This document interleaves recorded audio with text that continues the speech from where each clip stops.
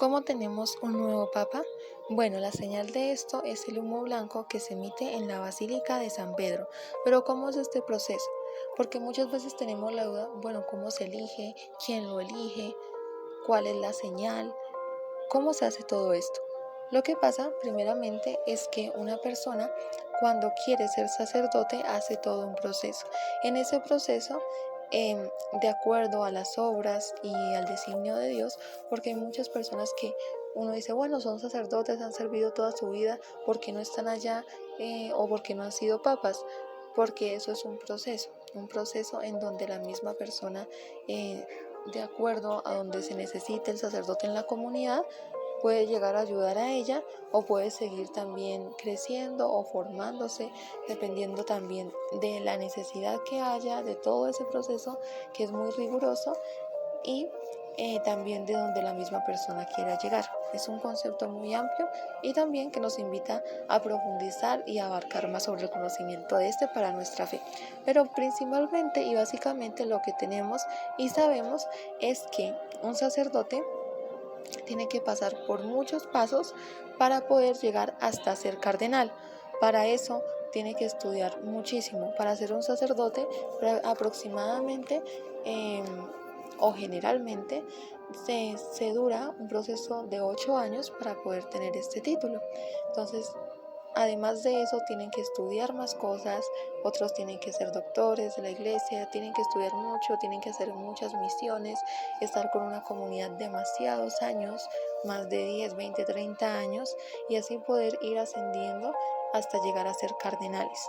Ascendiendo en el hecho del servicio, de la humildad, del darse a Dios, no de poder, porque no se trata de un proceso de poder, sino de darse a Dios y darse a los demás, aún más y más, que por eso es que llegan a ser cardenales.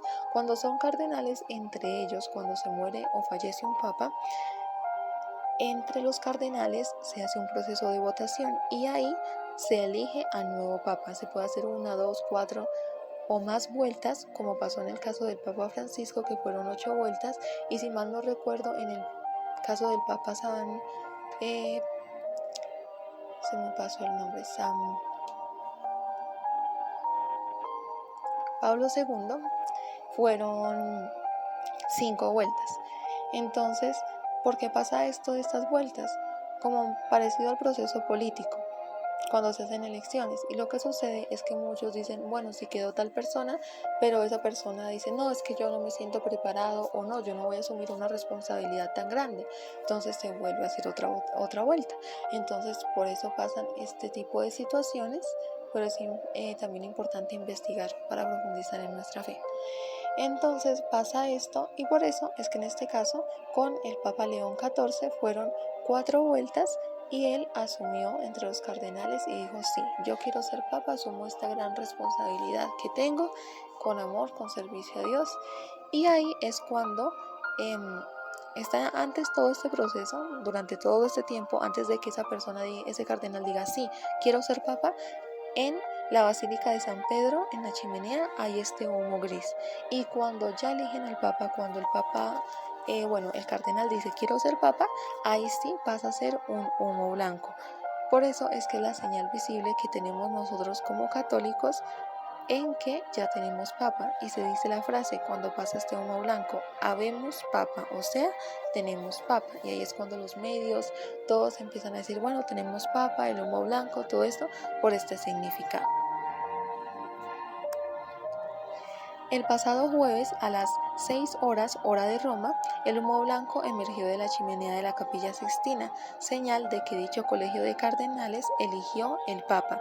De los 133 cardenales se eligió solo uno y el Papa León de este año es el Papa 266 que ha tenido nuestra Iglesia Católica. Entonces también es un hecho de agradecerle a Dios porque ellos nos instruyen, nos guían.